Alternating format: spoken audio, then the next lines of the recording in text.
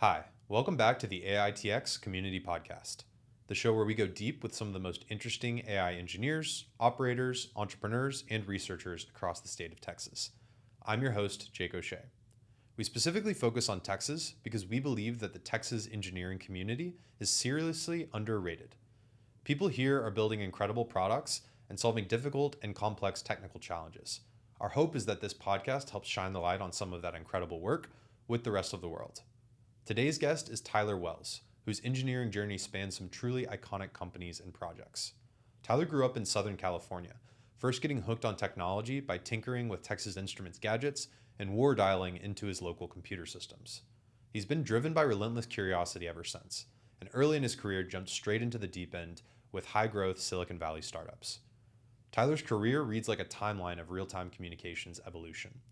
At FaceTime Communications, he helped pivot the company through the dot-com bust and develop the first compliance platform for regulated messaging, helping save the company and revolutionizing how traders talk to each other. He later joined Skype, not once but twice, playing critical roles in unifying code bases and most notably building out the original Facebook video calling feature powered by Skype. It was a launch that reached millions and changed how everyone interacts online. Tyler then joined Twilio, helping build their video platform from scratch and opening up new opportunities for developers around the world to build video into their apps. He's since gone on to found data-focused startups like Ubix and Propel, and today is the co-founder of BrainGrid, a company using agents and generative AI to reshape the entire software development workflow. The conversation in this episode is a masterclass in technical leadership, startup resilience, and building with curiosity. Tyler shares behind-the-scenes stories from crashing engineering meetings to demoing groundbreaking products to Facebook leadership and Steve Ballmer, to navigating major pivots and exits. He also offers candid advice on engineering management, distributed teams, building in Texas, and the impact of AI and generative agents on the future of coding. Tyler's journey is both inspiring and practical, and his presence makes the Texas engineering community stronger. I'm excited to bring you this deep dive, whether you're a founder, an engineer, or just someone who's curious about how big ideas turn into real products.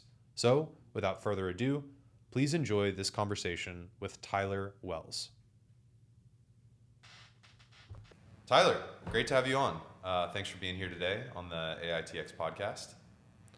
Would love to get started by just hearing some of your personal story. So kind of how did you grow up and what first led to your interest in engineering? Yeah, I mean, I've been at this a long time, so it was a long time ago. I grew up in Southern California and probably got my start very early with, there was these devices, I think it was made by Texas Instruments, that probably got for a Christmas present, decades ago, that you could plug into the back of your TV and, it was essentially a keyboard and you could play silly games and do different stuff like that. But in the back of that, they came with a big, thick manual. And in the back of that was essentially line by line code. I think it was probably in BASIC or something like that, that you could take this, input that line by line, into the keyboard or whatever, and see that on your screen. And I think it played like a musical note or something like that, something Cool. silly, right? Uh-huh. And so I remember sitting down one morning and going through that entire thing and entering everything from the back of that book and seeing it, the outcome, and going like, okay, that's really cool. Well, how can I change it? Mm-hmm. Like, what else can I make it do? And that, I think, probably started in my mind of what you can do with software. And it just continued to grow from there. And so, like, my very first computer that I remember my parents going down and buying was a IBM XT clone. So I'm going way back in the day and dating myself here, but and I remember getting that thing and it was magical. I mean, this is still the day of floppy disks and everything else like that. And Mm-hmm. and if you remember the movie War Games, which is classic, there was a kid in there that had a war dialer because he was trying to find different computers to hack into, and he ended up hacking into a government system and all types of things like that. And so, we still had modems back then, and I remember finding software that was war dialer, and found my high school's, I think it was a VAX system. Never hacked into it, but it was just became intrigued by all of that. Mm-hmm. And it just continued to grow from there. Interesting. It's funny to me how many people that end up going into technology professionally start with messing around with their computer's directory or just like figuring out how to access it, et cetera? Yeah, it's that natural curiosity, right? And I think the natural curiosity is what should drive great engineers.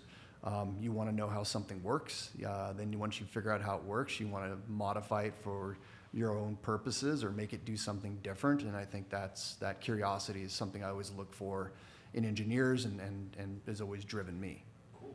So where did that curiosity lead you kind of after high school when you were deciding where to go to school, what to study? Yeah, I did not take the normal route. So I played baseball through high school, and What position? I was a catcher. Nice. Yeah, and I ended up playing in college as well. I had always thought that I was going to be a baseball coach, and was sort of going down that route a little bit. And we had a neighbor that lived like 2 doors down from us that worked for Hughes Space Communications. But on the side, he built computers as like a side hobby and a side business. And so I started, asking a lot of questions and how can I build my own and got interested in that.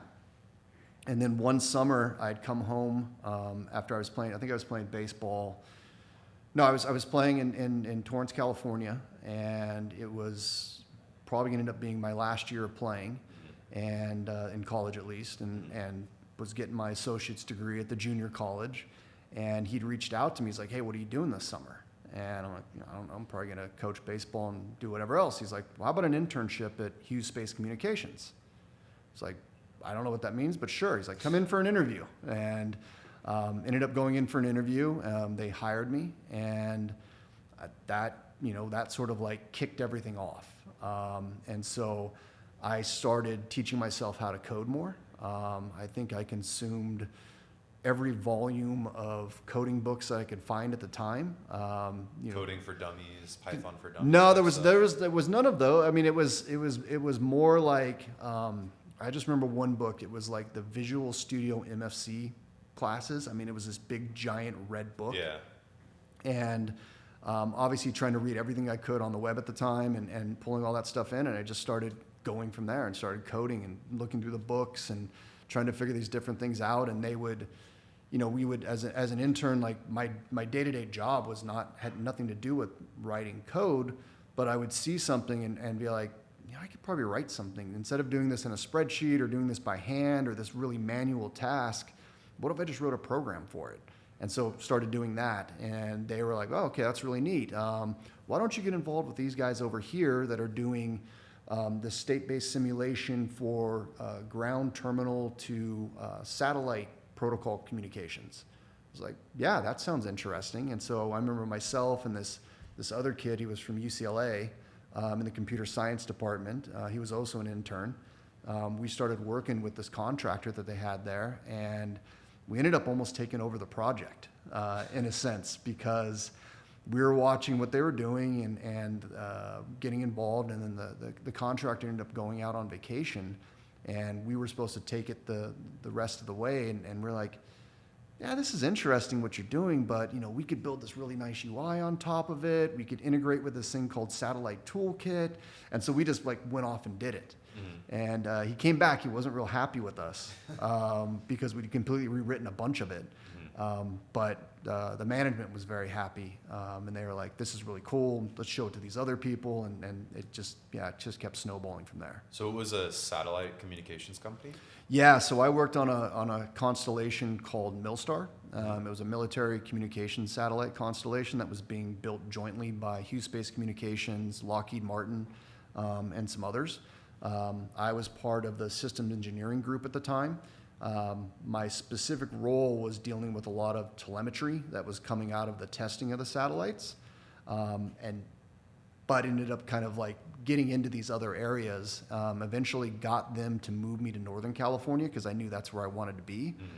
And so they moved me up there to the Lockheed Martin facility, stayed there roughly about a year, and then jumped into my first startup company right after that.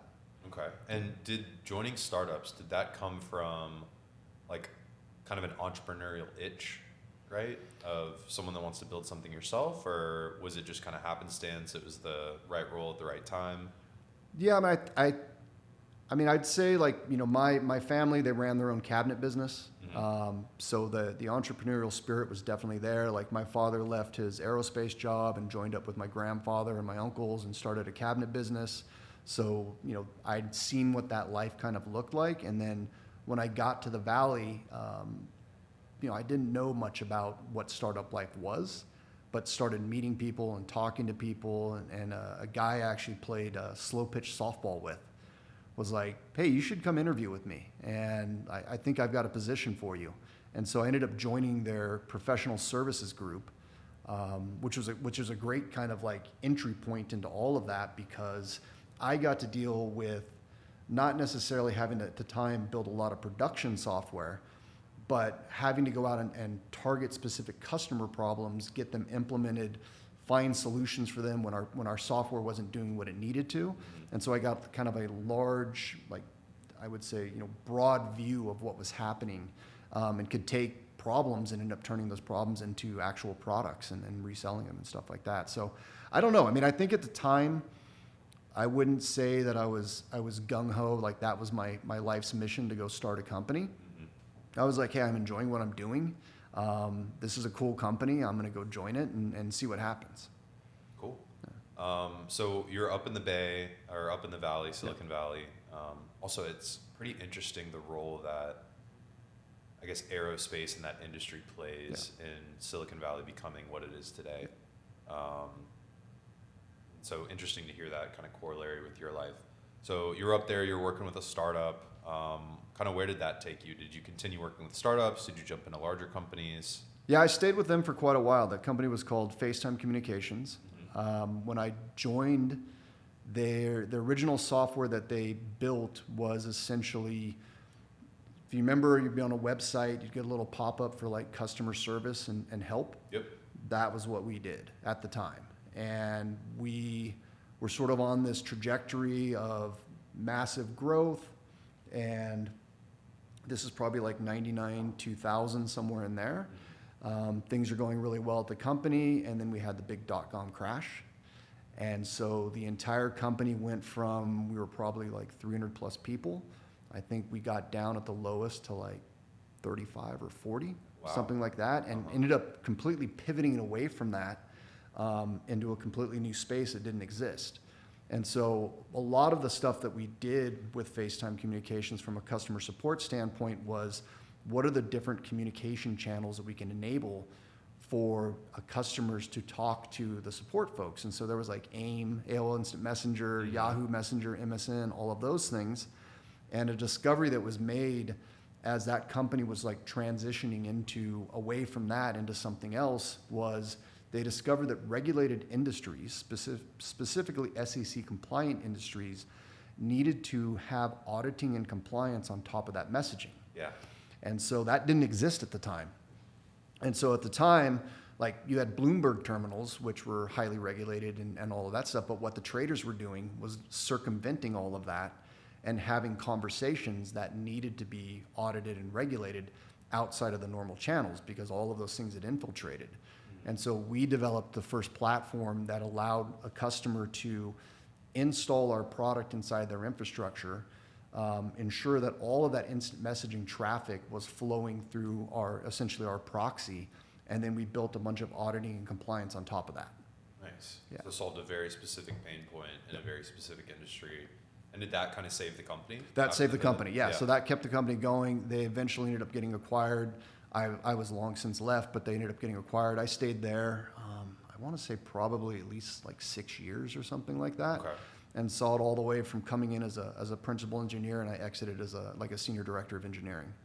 And so that was probably, I would say, like my first real software engineering, development, hardcore job, and everything from being an IC up to leadership and starting to grow, like early forms of my leadership, which I'm sure I screwed up and did a terrible job at, but early forms of my leadership and really kind of seeing what that whole startup lifestyle looks like. Yeah, I'd love to double click on that, because it's always interesting to hear about the transition from being an IC to being kind of a people manager and aligning on strategy. What was that shift like for you? Was it a natural kind of shift or growth in your career? Did you find it difficult? What did you kind of learn from that first experience moving into a leadership role? Yeah, I mean, I think for me it felt relatively natural, and I think a lot of that stems from my time of playing baseball. Yeah, baseball coaching. And being a coach, but also as a player being a catcher. Mm-hmm. So I mean, as the catcher, you're essentially, not controlling, but you're sort of in command of what's taking place on the field. You've got to call every single pitch. You've got to deal with your catcher. You've got to call plays, different things like that. And then I think, transitioning to a coach later on, you start to learn, what does leadership mean? And I would say, very naive for me at that time of understanding what it is, but getting that opportunity of now my day-to-day, going from my day-to-day of like, okay, I've got this sprint that I need to execute my backlog against, to now I've got 15, 20, however many people under me that I've got to now help lead, get them onto the right path, make sure they're all aligned, and really look at it from a different standpoint. And so I feel like I transitioned very naturally over there. Mm-hmm. Obviously had to learn a lot. I did have a great mentor. We'd brought in a VP of engineering, the guy by the name of Paul Emery. That was just an outstanding mentor that every once in a while I still keep in touch with today. That really was like, hey, I think you'd be a great leader. I want to make you a director. I want you to work under me and with some mentoring and everything else like that. And that helped a lot.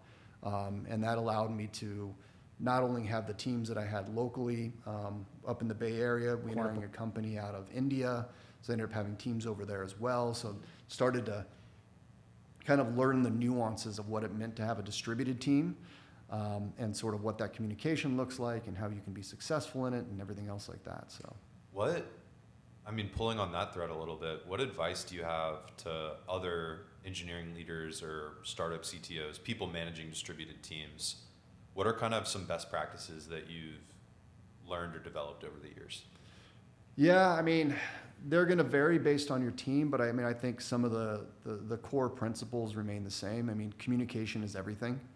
Mm-hmm. It's when you've got distributed teams, you can't just like, hey, let's go over here to the board and start writing things down. Yeah. You've got to start being very deliberate about the things that you do and the ceremonies and the artifacts that are produced, because it's especially when you're crossing time zones, how do you keep all of the people aligned? And the best way to keep that aligned is to be very clear and concise in the communications and what the mission is and what people are actually need to be working on and what they're working towards. You want to ensure that every person inside of your organization, their team, understands how their contribution fits into that ultimate objective. Obviously spend a lot of time on Slack and Zoom, and don't be afraid of that. If you're working on a hard problem and you can't figure it out, but the person you're working with is in another state or another time zone, schedule that Zoom meeting, spend some time, like put the time and effort into it to sit down on Zoom and at least have that virtual face-to-face collaboration to get through those things. And then I think it also comes down to the mindset of some of the people that you hire. Mm-hmm. I think not everybody is geared towards wanting to be in a distributed environment. Yeah. You kind of have to have a lot of self-starters. You have to have people that are going to take some of that initiative, and you've got to be able to sort of distribute out, some of the decision-making to qualified individuals that are well aligned with the mission, that can make decisions based upon what it is they have to deliver without having to come all the way back to say, hey, I need an answer on this. Like, how do I proceed? I mean, sure, those things are going to happen, but I think a lot of the time, if you as a leader have clearly articulated, the vision and where things are going and what needs to be done, you can then empower your leadership in different regions to say, okay, you've now got ownership of that. And my expectation is you clearly understand what needs to be done. I'm not going to tell you how to do it. That's not my job. You need to make sure you have the right people in the right place to execute on what it is they've got to deliver upon. One interesting trend I've seen with teams here in the Antler offices, engineers will just be on Slack huddles for like hours at a time. Yeah. And I think it's a really interesting way where they can be working and they're probably not talking most of the time, when they have a question, the other person's just live kind of on the other end. And then it makes it a lot easier to collaborate. It definitely does, because you can end up, if you don't do some of those things and you've got a fully distributed company or team, you end up sort of isolated, right? And you start to feel almost alone in like, oh gosh, I've got this hard problem. How am I going to solve this? I'm not getting I'm not getting my questions on Stack Overflow. I can't find it. Obviously now that's changed into, I'm asking GPT or Gemini or whatever else. But there's always a benefit to, just sitting down with another human or another colleague that may have been there, that may have more seniority, and just saying, look, help me out. Let's get through this together. And they can be in there with a second eye, sort of helping you review your code, helping you find out where things have gone wrong, helping you redesign.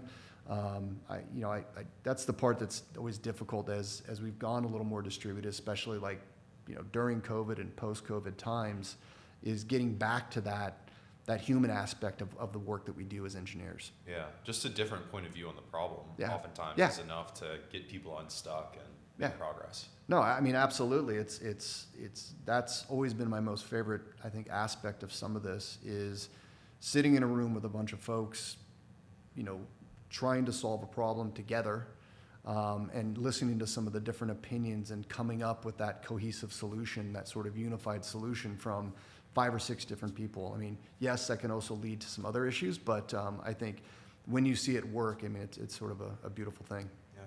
So going back to kind of your time at FaceTime Networks, you've been building communication infrastructure for quite some time. Yeah. Really curious kind of where your career took you after FaceTime, and also just how you've seen that general space evolve. Yeah. Obviously, COVID accelerated a lot of the adoption of things like Zoom and meeting virtually. I remember when I first started professionally, my job was to connect investors to portfolio companies, and it would happen only when they visited Austin. And then COVID hit, and investors needed to meet with companies, and we're all of a sudden very open to doing 2, 3, 4 calls with founders virtually.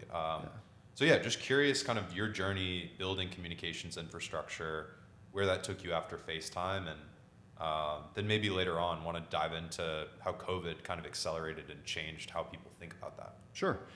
Yeah, so I mean, I have been in real-time communications, I think, for the vast majority of my career. Mm-hmm. It started, obviously, with Hughes Space Communications.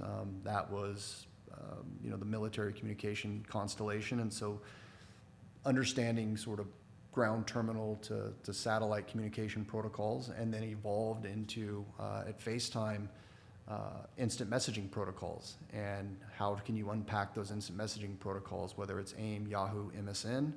And then after I left FaceTime, I went to Skype.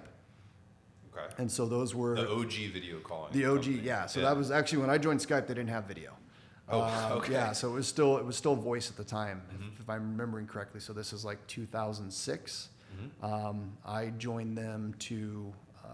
I actually joined to work on a project to sort of unify their client code base.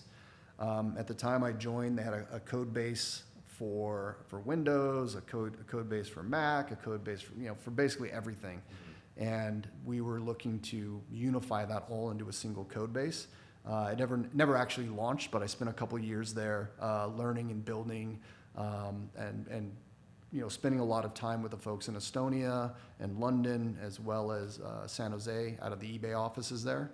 Where was the company founded? Was it from Europe, like Yeah, Estonia? yeah. So cool. so it was founded in Tallinn, Estonia, by a couple Swedish guys. That is a very long story, but like the bulk of the engineering, the folks that actually wrote it were all out of Tallinn, Estonia. And then, which they've all gone on to do a bunch of other things, but that was the heart of it. And so they wrote this thing we called it the core library or core lib, but it was basically Skylib was the guts of all that. Came from Kazaa and a few other things, and they assembled that together and then turned that into the core Skype. And so were those things that you mentioned, those are open source projects? No, all of Skype was closed source. Okay. Yeah, it was all closed source.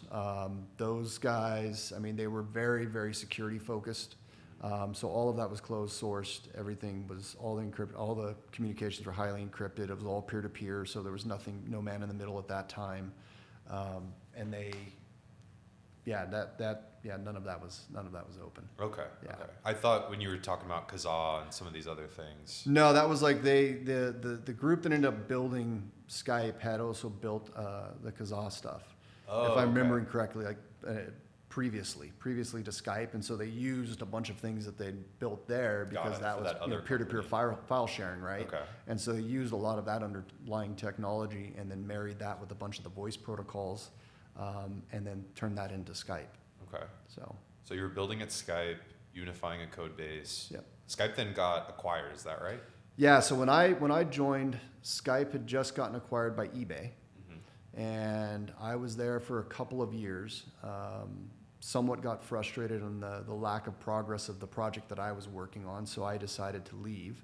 I then joined another company that, again, in the messaging space. And this time it was, I mean, essentially I think the best way to describe it is like marketing bots across the IM channels. Okay. And so people could run these campaigns on, the AIM, MSN, Yahoo, any of those channels. They can interact with their sort of like marketing bots and do all that stuff. That didn't last a whole lot of time. I think at that time it was about 2009. And so we went into the next, that was the big real estate crash, obviously, which still ended up impacting a lot of the tech. And so we shut that one down. And then I ended up going back and rejoining Skype. Okay. Yeah. So yeah, I did two tours of duty at Skype. Yeah, and the second time was much different. I had taken probably close to a year off, and I was actually hanging out in Brooklyn, New York. Okay. I'd gone there for the summer. Had a friend that said, "Hey, I've got a room to rent. If you're interested," I was like, "Yeah, I'll do it. Why not?" I wasn't doing anything. Yeah. I'd just gotten back from a bunch of travel and decided to go out there. And the guy that I worked with at Skype before called me up and he's like, "Hey, what are you doing?" And I'm like, "Nothing, just kind of, hanging out." Hanging out in Brooklyn. Hanging out in Brooklyn, yeah, exactly. Carroll Gardens, trying to figure out what I want to do next. And he's, his question was like, "What do you think it would take to take Skype to the web?" I'm like, "What do you mean?" He's like, "Well, you're on a web page and you want to start a Skype call. Do you think we could do that?" I was like, "Yeah, why not?" So he's like, "Can you fly out here?" And I think it was like right around Labor Day of like 2009. And so they flew me back to the Bay Area, and we sat and met for probably a few days or something like that. And he's like, "Yeah, we've got this project. I've got to make Skype work on the web." So this is obviously all pre-WebRTC days and everything else like that. And flew back to Brooklyn, packed up my stuff, and moved back to the Bay Area and settled down in Los Gatos. And so ended up joining this team that was, I think it was just he and I at the time, and we had a product manager, and started going down the path of what it would actually take, and started sort of, fundamentally figuring out of how we would make this work, because at the time we had the what we continue to call it the core library that was, compiled C++ code that could run as an executable. That's not going to run in the browser. Yeah. And so we started going down this path of, having like a Chrome plugin or an Internet Explorer plugin that could essentially launch this headless Skype client that ran on your desktop or your machine. We had like all the communication to start it, to launch it, and everything else like that. But at the end of the day, all the voice and everything else like that was through this headless client. Well, walk people through, for folks that aren't familiar, like what is a headless client? What does that mean? It basically means no user interface. Okay. So it's an executable running on your computer that typically you would see, like, people think of an application, they've got a user interface. Like, so if you think of Skype, so you've got Skype, you've got your contact list, you can call people, you can create video calls. That's how people know Skype. Well, underneath that is that entire library of software that's orchestrating the peer-to-peer, that's doing the voice and video encoding, decoding, all, everything else, basically the guts of it. Yeah. And so what we did is end up stripping out all of that, all the user interface, and just ran what we needed, on the basically like from the command line. And so that would just, run as an executable on your computer, and that gave us all the power of Skype, and then we could talk to that through a protocol, being able to sort of like talk back and forth to So that. like through a customer's website, basically. Yeah. Okay. Yeah. So that's eventually what they wanted to be able to do. So what they wanted to be able to do is click a button on, a customer's website and have a voice call start or have a video call start directly from that. And so we were working towards all of that. And then one day, guy that was running business development there, a guy by the name of Scott Miller, comes in and he's like, hey, there's this interesting opportunity with Facebook. We're like, okay, what's Facebook? Well, Facebook wants to offer video calling from they want people to be able to call each other from Facebook. Could you guys make that happen?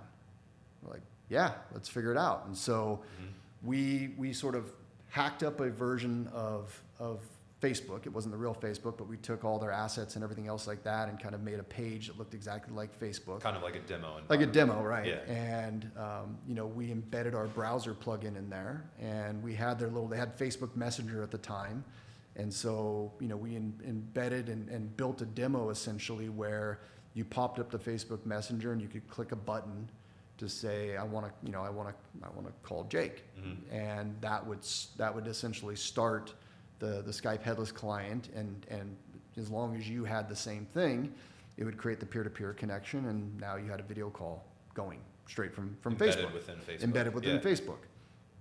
And so we put that demo together and then went over to Facebook's headquarters, which is obviously not where they are now, but much smaller, different offices in Palo Alto, and demoed that to them and their CTO and everything else like that, and spent a number of rounds of meetings, and then it kind of goes off into the BD side where the engineers are no longer involved, and all of a sudden, I think Scott comes in and he's like, guys, we got it. So we ended up building, my team and I ended up building the Facebook video calling powered by Skype. Very cool. Which was, at the time for me was like the largest scale project that I'd ever had the opportunity to do. And so ended up putting together a team. I had a bunch of contractors. So this is kind of weird, there really wasn't a whole lot of, at least for the core project team of Skype employees. I had to go hire a bunch of contractors. So I had this contracting group out of the Ukraine called Lohika. They became my team, and we ended up building this entire thing. And then as it started gaining more steam, we had to interact so much more with the core library team because of some of the things we were doing. Was the scale kind of breaking some of the? We hadn't even gotten there yet, so we hadn't even launched it yet. So this is all pre-launch, but there were just interactions that I needed that were getting harder and harder since I was in San Jose and these guys were in Estonia. So about 6 months before launch, she wasn't my fiance yet, she's now my wife. We ended up moving to Estonia. Oh wow! Okay. In January of that year that we were going to launch, and so we had. It was funny enough. I'd just come back from Estonia, and they're like, "You're going to have to come back." Like, and they were like, "You need to be here." And so we ended up moving there in January and stayed through July to get that thing launched. And so we obviously had the entire team, and we're just working out of there every single day, cranking through that thing. And when we launched it, they did a big press release and everything else like that. I think we first showed it. Every year they had a giant company meeting at Skype. And the year that we were launching this, we did it in Amsterdam. So the whole company came in, and for us to show it off, our CEO at the time, Tony Bates, had a call with Zuck during that entire thing over the stuff that we'd built. Oh, cool. So that was, it was very, very cool to see. And so like everything worked, which was great because sometimes those things tend to fail under big audiences, but no, it worked. And, you know, he did the call with everybody. And then I think myself and a few other folks, you know, presented to the entire company about what was being built and what was about to be launched. And then we launched it. It was supposed to be for only 10 million people. And only 10 million. Only 10 million. Day one. Yeah, exactly. Only 10 million. But I mean, compared to the size that Skype already was and the size that Facebook already was, you know, this was sort of a small fraction of the user base. But still, 10 million people is 10 million people. And the way that they were going to gate that was based upon the location that you had set inside of your Facebook profile. That didn't quite work. People figured this out. So they wanted this capability and just changed their location to get access? Exactly. Smart. So the users figured that out. So our day one launch was not 10 million, it ended up being more like 13 or 14 million. Wow. Yeah.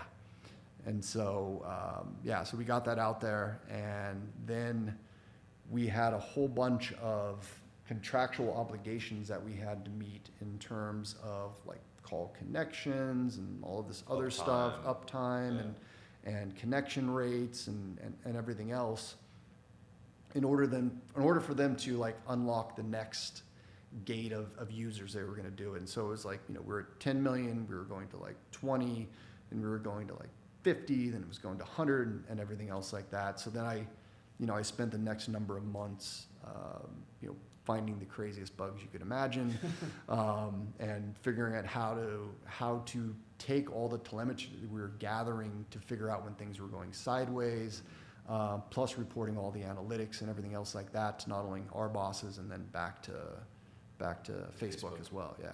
What is it like to release a product that millions of people are interacting with? I'm sure there's like obviously a lot of excitement, but maybe some anxiety too. Like, walk me through kind of what it felt like to have that live in the wild and starting to grow pretty substantially. Yeah, I mean, obviously the excitement is there, without a doubt. But yeah, I mean, you're somewhat terrified because all of that time and effort and work and you know you put into this thing, you don't want it to fail, obviously, right? Yeah. And you're like, okay, I've done all of these things. We've tested this. We've got the QA team has done this, and there's still, no matter what, something's going to fail. It doesn't matter. There's going to be no perfect launch.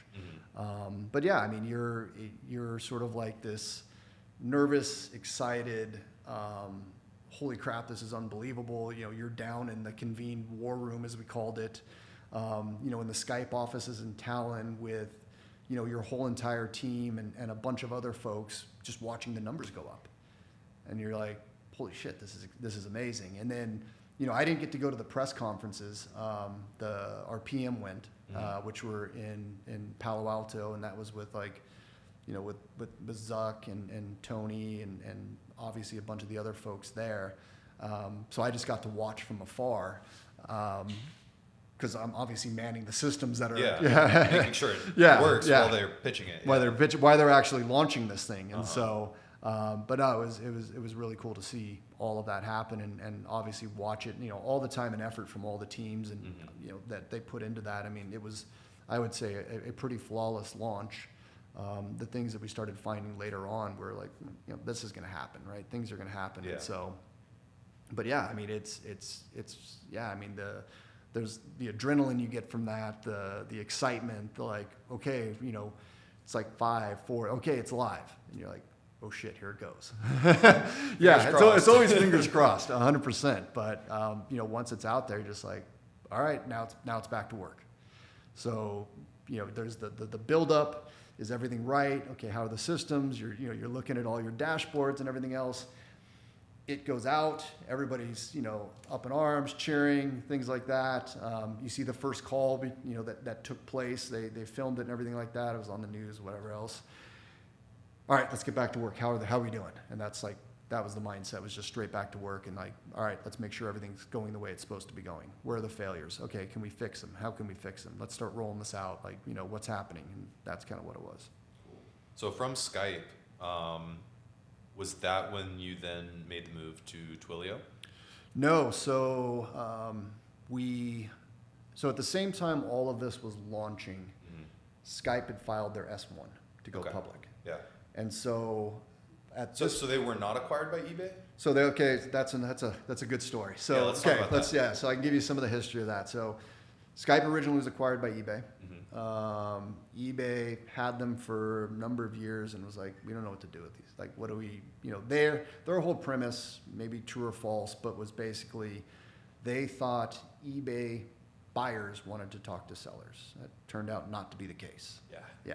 And that was their whole thing, was like, Skype's going to do that. Maybe that's true, maybe not. Maybe it was like, hey, they just wanted the big name brand. Maybe they had a bunch of money they had to spend. Who knows? But anyways, the narrative I've always heard was like, that was the general premise. That didn't go as planned. So Skype ended up being, basically eBay sold off Skype more or less to a private equity group. And Andreessen Horowitz. eBay retained parts of that. The Silver Lake Group was the private equity group that ended up buying them. And held them for quite some time. And like very early days, Andreessen Horowitz also? Andreessen Horowitz put some money in there as well. Interesting. Yeah. So Andreessen Horowitz had put some money in. The Silver Lake Group was, I believe, the majority holder of that. The two original founders ended up getting a portion as well. So you now had this new, basically looked like probably like a Series D startup. Yeah. More or less, right? They actually issued equity, which they hadn't necessarily done before. So now all of a sudden you're like, okay, great. So now it's not eBay public company. Now it's Skype private company. Seems like like I said, like a Series D kind of startup thing. And so, they've got, if I remember at the time, probably less than 1,000 people, and they were nearing like, I don't know, a ridiculous amount of revenue, right? I mean, just printing money. And well, what do you do when you've got a company that's that valuable? You go public. And so Skype had filed their S1. I remember them filing, and obviously all of us are very excited about that. And then out of nowhere, Microsoft comes in, says, we want to buy you. And so that was all happening. We had launched the Facebook video calling stuff. Whether this story is true or not, I don't know. But I was told there was a meeting as we were building the Facebook video calling that, the folks from Silver Lake, some folks from Andreessen Horowitz, some folks from Skype, and there was a famous statement that was like, to Scotty Miller on the business development side, basically like, guys, if you ship this thing with Facebook, you're probably going to add $1 billion in valuation. If you don't ship it, you're going to cost us $1 billion in valuation. So a little pressure, no pressure, right? Yeah. So he comes back, and I remember him telling that story, and I'm like, wow, okay, yeah, I guess this is great, amazing. Pressure's on. Pressure is on. So yeah, we ended up shipping all that stuff, obviously, and then Microsoft comes in, buys us, or buys Skype. The whole executive team. I was still in talent at the time because we had done the Facebook video launch. So the whole executive team from Microsoft flies out on Ballmer's jet, along with a bunch of the Skype executive team. So they're on his jet. They fly from wherever they're at to Tallinn, Estonia, to announce all of this stuff. We got to show them what we had done. Showed Ballmer and Steve Sinofsky at the time and those folks, and got to spend a little FaceTime with them, which is like very surreal, of course. Pretty cool. It's pretty cool, but very, very surreal. And Ballmer gives his speech about the acquisition. Tony Bates gives his speech about the acquisition, everything else like that. And then we got to go to the after party. So, yeah. Got to celebrate. Awesome. Got to celebrate, yeah. And so, so then that acquisition takes place. And, I think I was at Microsoft. Skype, Microsoft for the transition. I stayed around for exactly 13 months. And then Microsoft was not for me. That's not what I wanted to do. And then I was out of there. And then I started my own company after that. Okay. So was that kind of your first experience being an entrepreneur, like founding your own business? Yes. Yeah, it was. At that point in time, I had definitely gotten to the point where I'm like, I want to do this myself one day. Like, I want to go build my own company. And took off from there. And like, luckily I was like, okay, I'm finally out of the finally getting out of the communication space. I want to go into the data space. Yeah. There was a bunch of things around data that I'd done during that Facebook video launch that I was really excited about. And so started a company called Ubix. Okay. And Ubix was, how would I say this? Like it was very focused on how you can take like 1 billion rows of data in a data set and respond with like sub-second latency. Okay. Because at the time there weren't things like ClickHouse. What is ClickHouse? ClickHouse is a columnar data store. Okay. That was like when we talk about my company after that, Propel, at post Twilio, I can talk more about that.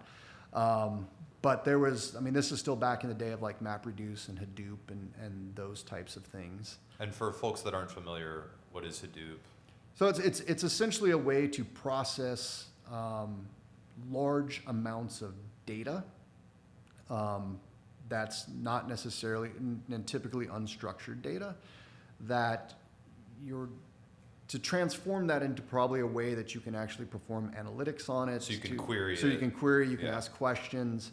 Like that era was still, I would say, very kind of early. And so it was like, okay, you either fill up a giant database and try to ask questions there, or what do you do when you have these massive files of sort of unstructured, maybe JSON data, things like that, and you MapReduce them using something like Hadoop, which was one of the Apache projects. And so we started Ubix to come up with a better way of attacking that problem. Specifically unstructured data to something structured, queryable. Yep. Yeah. Yeah, something like that. And that fizzled out very quickly. Not because necessarily the technology didn't exist. We were using some of the early, God, I'm going to forget the name of it now. The Databricks co-founder, a lot of the stuff he did. Jan Stoika?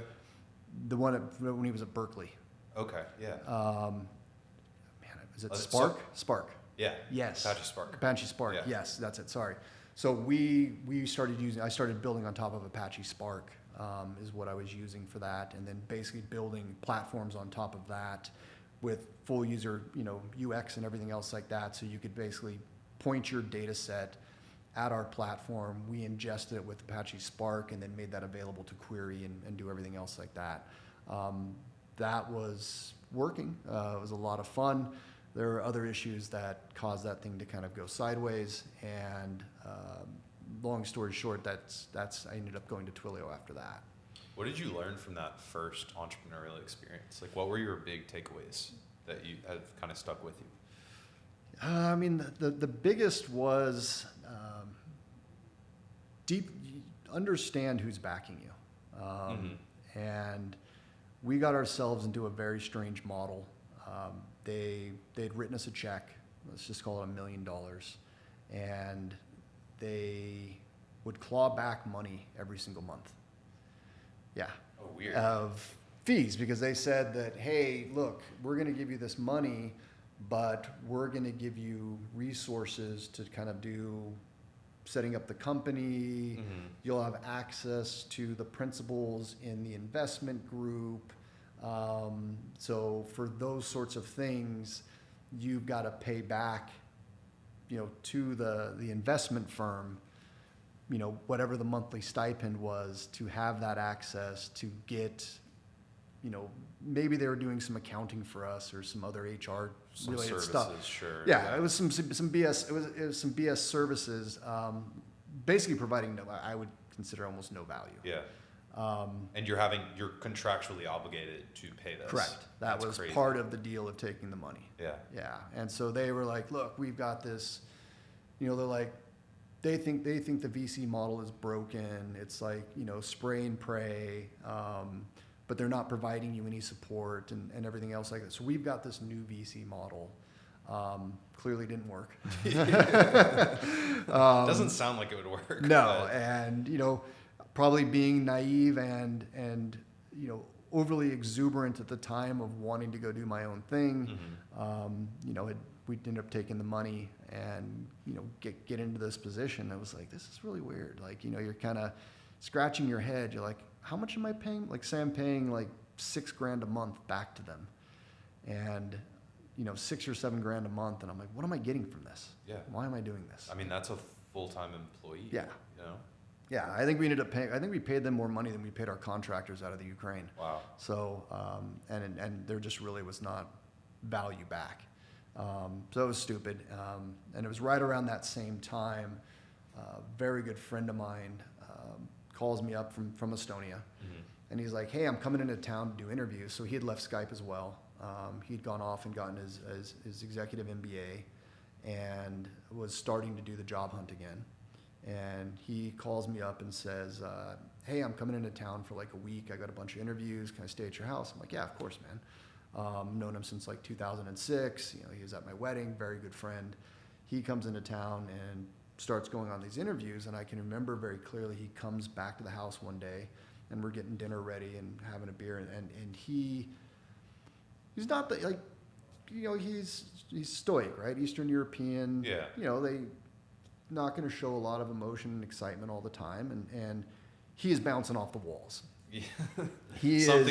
Something got him super pumped, right? He is so excited, and he's like, "Yeah, I had this interview today at Twilio, and I met with the founder, Jeff Lawson, and holy shit, there's something here. This has got to be early 2013." Okay. And he is like, "Holy crap!" He is like over the moon, excited about this opportunity, and he's like, "Dude, you got to come. You got to join." And I'm like, "No, I still got money." At the time, things hadn't gone south with my current company at Ubix. Yeah. And I'm like, "No, I'm good. I want to build my own thing." And he's like, No. This thing's amazing. I've never. This is like Skype level stuff. I'm so excited about this. And he's like, long story short, he goes back to Estonia, packs up his whole family, and moves to the Bay Area. Wow. Yeah. To join Twilio. Yeah. And he came in as their VP of engineering. And obviously our families know each other very well, and so over the course of the next couple of months, he's like, "Dude, you're gonna have to come. You got to come join, man. Come on, when are you gonna join?" And finally, as things started kind of going sideways at Ubix, I'm like, "All right, I want to have a conversation," and go in. He sets up the interviews and everything like that, and meet a bunch of the tech leads over there, and then meet Jeff Lawson. And when I had, the whole discussion sort of began with my friend Oit, who was went in there as the VP of engineering, he's like, "We have voice and we have SMS, we don't have video. I need you to come here and build our video platform." It's like, "Okay, that sounds cool, yeah." So let's maybe take a step back, set the stage for kind of what positioned Twilio so well in terms of different technologies that were just coming online, right? 2013 or 2014 maybe at this time. Yeah. Okay, so you've got cloud infrastructure becoming more easily available. You've got open source projects like WebRTC. Is that online yet? No, it's still pretty early. I mean, okay. At that time for them, so if you look back at why Twilio existed, right? During my time at FaceTime Communications, I actually did an integration with the telephony systems.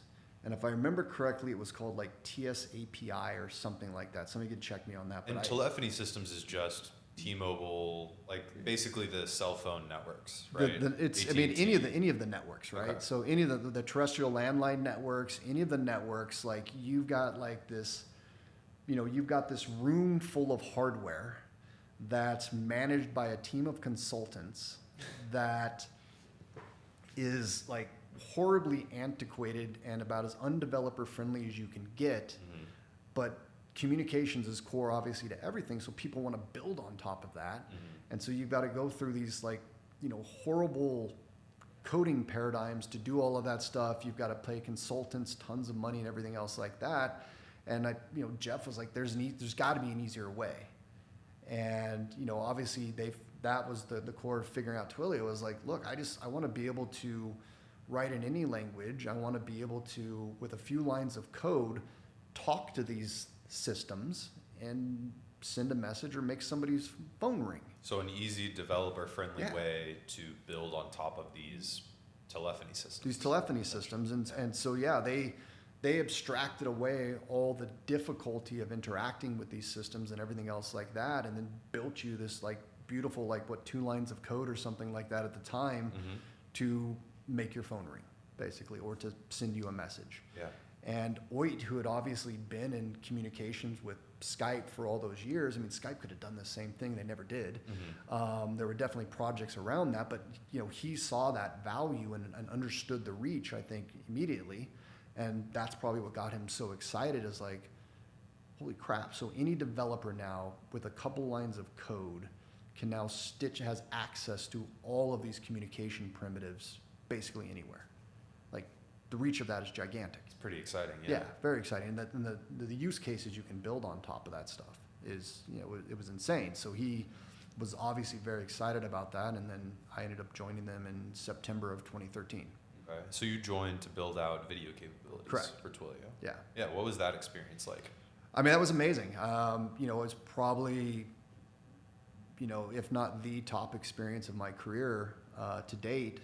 I think it probably has to be. I mean, I went in there with specifically a charter to build out the video platform, and also to open up the first remote Twilio office.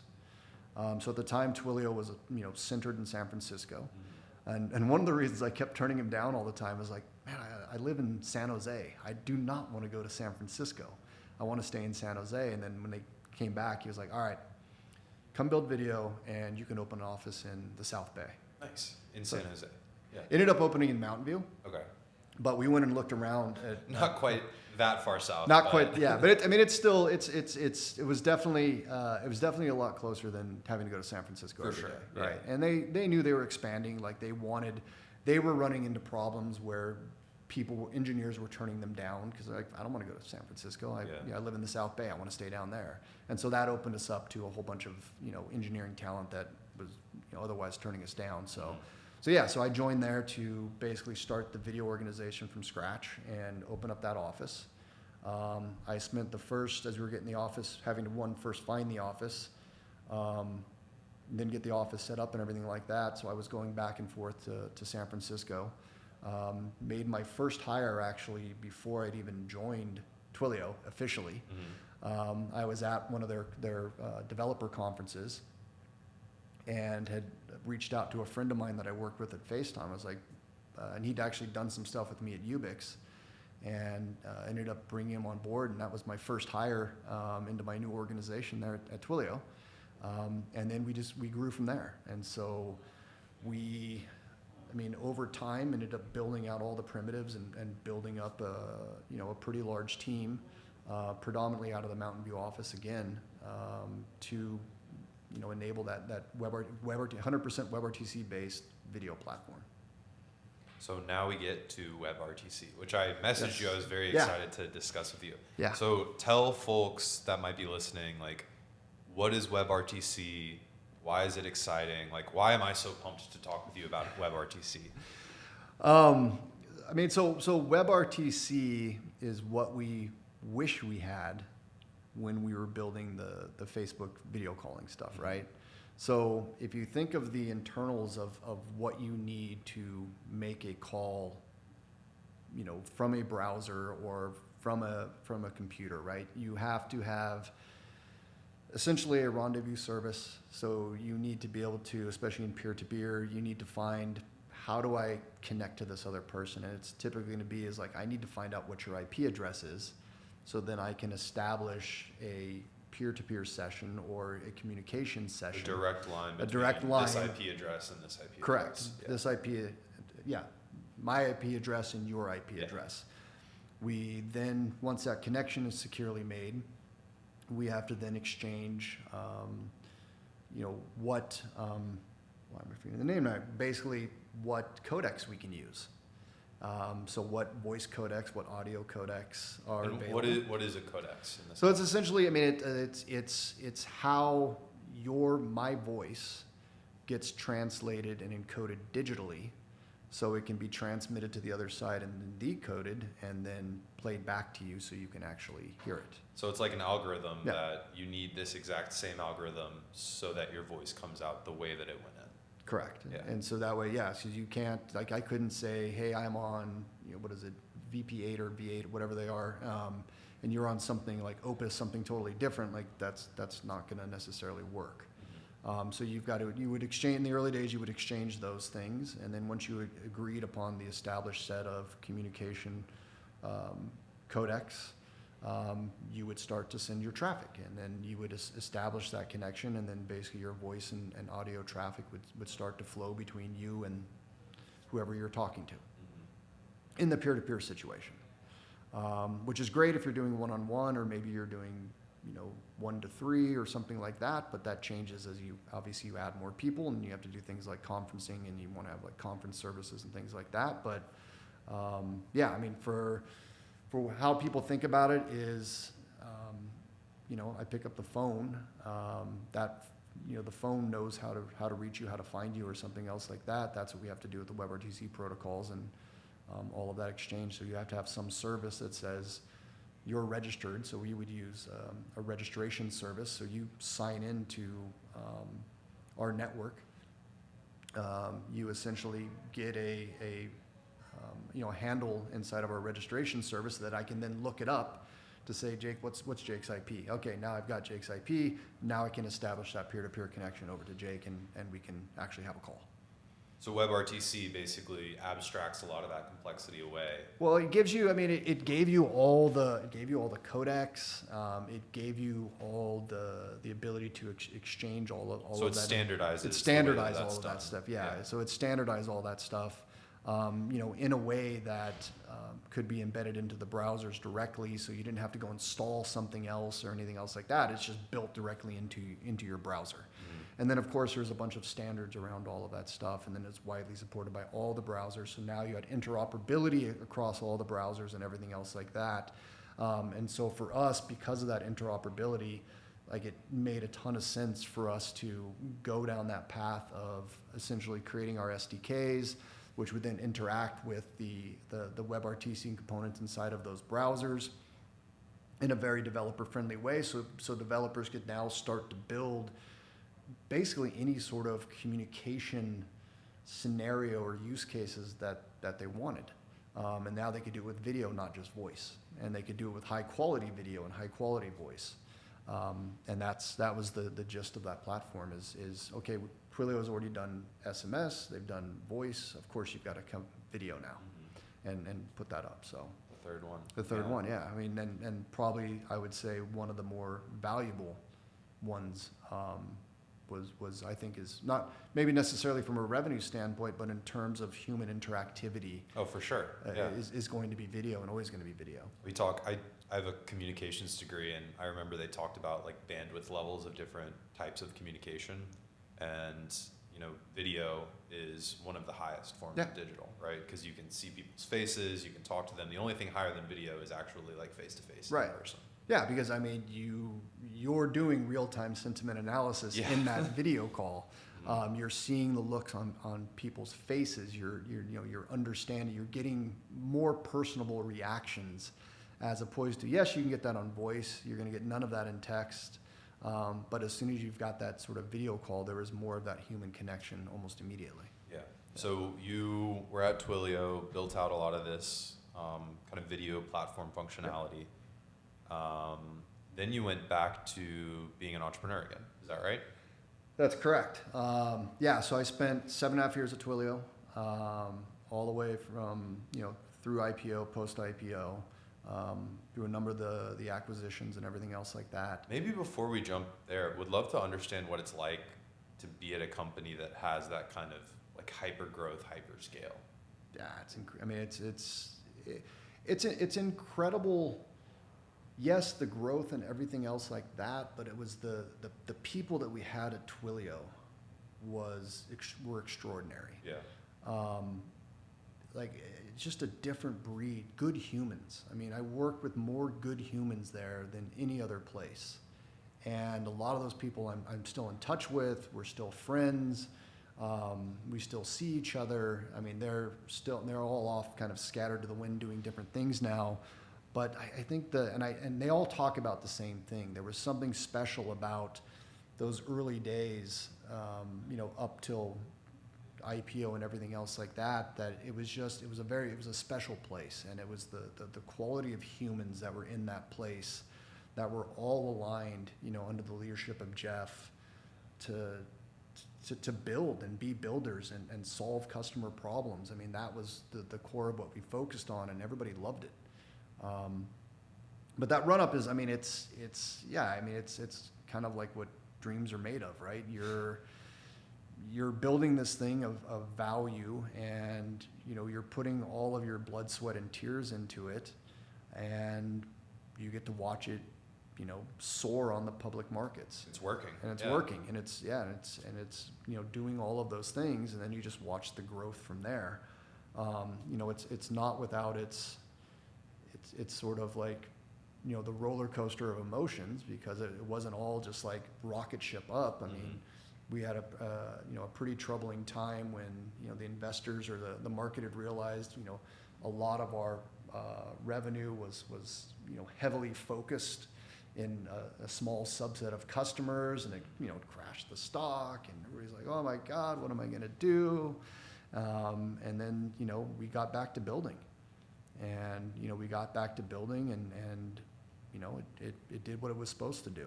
It became the great communication platform that it still is today. Yeah. Kind of the immediate go-to for anyone that wants to build with any sort of telephone systems. Absolutely. Yeah. It's super well known. At least it's not getting confused with Twilio anymore. That was always like the early days. People would be like, oh, who do you work for? Like Twilio. They're like, Twilio, the real estate company? Like, no, Twilio, the communications platform. Different. Now it's very different. Yeah. Now you can say Twilio, and everybody's like, oh yeah, I know Twilio, of course. So what led you to leaving Twilio and then starting your next company? Yeah. So at that point in time, so now we're looking at 2020, and I'm coming up on 7.5 years. We're like 5,000 people company now, and this is like mid-COVID probably. This is right? mid-COVID. Yeah. Yeah, this is right in the thick of it. And I'm starting to think now. So now I'm starting to like, where do I see myself? Where do I want to be, 5 to 10 years from now? Do I want to stay in my senior leadership role and position at Twilio, which was very comfy and it was great, and I loved it, and had a global team, global organizations, and all of the stuff that comes with that. But when you're in those positions, you get further and further away from the customer and further away from building. I'm like, I want to build. Like I want to get back to building again. That's what I love. And started thinking about it, but first wanted to change where we lived. And so spent the vast majority of my life in California. My wife's born and raised in California as well. And my mother's side of the family happens to all come from Texas. And so I've been coming here my entire life. What part of Texas? San Antonio. Right on. Yeah, so I'd say the bulk of them are in San Antonio. My grandparents are there. My aunts, uncles, cousins are still in that area. I have some up in Dallas as well. But, I'd always been coming here, and always loved Texas. Loved everything about it. And took some convincing and to my wife, because she obviously had come out and seen Texas, and I think even at one point was like, I am never going to live in Texas. I don't want to live in Texas. And I was like, okay, that's fine. And so we had started thinking about other places, and since I'd played baseball in Oklahoma for a short stint, and my best friend lived in Oklahoma City, I was like, hey, let's go look there. And so we flew out to Oklahoma and checked out places there. And then as we were leaving and the wheels were coming off the tarmac, departing there, wife looks at me, she goes, I will never live in Oklahoma. This is too flat. Absolutely too flat. I'm like, okay. And so we had gotten back to Northern California, and she's like, okay, if you could choose anywhere, she's like, would it be Austin? Would it be Texas or Oklahoma? I'm like, Texas, 100%. And she's like, where? I'm like, Austin. And so I had us out here like a couple months later, and we started looking at places, and we moved here in December of 2020. Okay. And so. And was part of that. I'm still at Twilio at the time, too. Yeah, but was part of that move kind of like access to doing things? Because I know Texas, I was in Austin throughout the entire pandemic, and by October of 2020, people were allowed outside at least, and you're masked until you sit down and everything. But it was a very different story in California. Very different. I mean, the kids were super locked down. Yeah. Everything was locked down. It was, masks everywhere, and I mean, you couldn't even walk outside without somebody shaming you if you didn't have your mask on, which is ridiculous. But, anyways, no, it was. I mean, that wasn't so much. It was just. We just wanted to change, right? Yeah. Like, I knew what California was. I knew what that life was for so many years. I wanted space. I wanted to get the hell away from all the traffic and all of that stuff. And I didn't necessarily want to. Yeah, where we lived was great, and raising my kids there would have been fine. But I wanted something different. Yeah. I didn't want to be part of that same kind of that treadmill of what the valley was. Mm. And so, like, we came out here and settled in Lakeway, and everybody loves it. Wife loves it. She's told, I remember. A lot of hills out there. A lot of hills out there. Not flat. A lot of hills. And I just remember getting the messages, like, when we first got here, she was like, I'm never moving to Texas. And it was like, when she starts meeting the community and you start meeting the people and that southern hospitality of how great the community aspect of Texas is, which you don't necessarily get in California. I mean, I think she fell in love with it.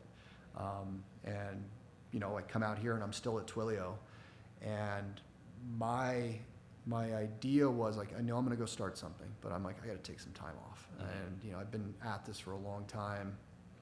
I'm probably going to take some time off. And so my idea at the time was, so this is probably like January of 21. I'm going to resign in probably March 1st, right after my birthday in February. I'm going to resign like March 1st and take a bunch of time off and figure out what I want to do. I think it was my friend Oid again. I'm telling him what my plans are, and he says, hey, you should probably talk to Nico. And long story short, Nico's my co-founder. Okay. And he's a former Twillian as well. And he says, you should probably talk to Nico and see what he's up to. Pat's investing in him. He's going to write a check. You should talk to him. And so I get on. This is sometime in January, and I get on a call with Nico, and he's like, "Hey, so remember that thing you built at Twilio, the voice insights and all the data product and everything else like that?" He's like, "Let's go turn that into a platform." He's like, "That needs to be a platform. Like, we need to make it easy for people to build data applications like the voice insights and the client insights that we had at Twilio. That was such a pain. That took so much work, so much infrastructure. We need to be able to make that. That should be a platform. Everybody needs this." Mm-hmm. And I'm like, that's awesome. I'm like, and I'm thinking I'm talking to him about, maybe being an angel investor or something like that. Yeah. Because that was sort of like the way the call was set up. And I said, well, yeah, I would totally invest. I'll write a check or something like that. And I was like, who's going to be your technical co-founder? And he's like, well, I'm actually holding out for you. And so I'm like, oh, okay. Well, a little bit of a bait and switch. A little bit. I hadn't really thought about that at the time, at least, because I'm like, I'm going to go, I'm going to resign and I'm going to take some time off. And so, I talked to my wife and I said, hey, this opportunity is kind of serendipitous. I'm like, I really wasn't thinking about this, but it's Nico. I know this technology. I know the idea. She's like, you need to go for it. You've always wanted to have your own company. She's like, do it. And so ended up, giving my notice at Twilio and resigning. I think I took a grand total of about a week and a half, maybe 2 weeks off, sort of, in between. And Nico and I started building. And so that company was Propel. That was correct? Propel, yeah. So it was official name was Propel Data Cloud, but we called it Propel. And we wanted to essentially give you an API on top of your data to make it very easy for you to ingest data from basically any source, and then query that data. And our benchmark was like, give us 1 billion rows and we'll return, we'll let you ask questions or return results in sub-second. and then give you an API on top of that, that now your front-end developers can essentially build anything that they want. And that sort of was what, if I had had that during my time at Twilio building this other stuff, we had to build it on Elasticsearch, and we had to stand up all the infrastructure ourselves. We had to write all the middle layer. We had to write the API layers. We had to write all of, everything. That didn't exist. And so we're like, yeah, let's build this into a platform. And so we had, we'd closed our seed round of financing, so we had money in the bank. We knew what we wanted to go build, and so we spent the next month essentially building a steel thread of like, okay, here's what we think this should look like. Here's the technologies we want to use. Let's build our kind of steel thread prototype, and then start to build out the real thing. And so that's what we started doing. And so that's where ClickHouse comes in. Okay. And so I know I talked about it earlier, but ClickHouse is a columnar data store. It comes out of, it was open source, it's still open source, but it was predominantly open source at the time. It comes out of the Yandex team, out of the Russian search engine. Okay. So they'd built it to power all their search, and it is a wicked fast piece of technology. It handles immense amount of data scale. And so that was our choice. Like if I'd known about that, I would not have used Elasticsearch for the last stuff I did. No knock on Elasticsearch, it did a great job, but ClickHouse is amazing. Yeah. And so, we started building that and started to build our team. And ended up making our first hire, was a guy that used to work on my teams at Twilio. On the voice side, he was on the voice SDK sides. Ended up transferring out of my teams to move to Berlin to work on the mobile efforts at Twilio, and was still there. And I started having conversations with him. I'm like, Mark, there's some pretty cool stuff we're building. We got money. I know you've been there a while. Would love to have you come join. And so about a month later after that, he'd resigned from Twilio, took the right amount of time off, took about a month off, and then joined us as our first engineering hire. And we later ended up making him a third co-founder. Oh, wow. And then continued to build out that team and then build the platform. Who were your customers? Our customers were pretty much almost anybody. Yeah. Anybody that had data that wanted to build, I would say, responsive analytics on top of that. Were people we were talking to. Our first big customer was a company by the name of Courier. And so Courier is basically like a messaging marketing company. They send out like billions of messages and stuff like that. They were backed by Matrix as well, so they were a portfolio company. Luckily for us, their CTO had built a system like ours before and was like, I don't ever want to do this again.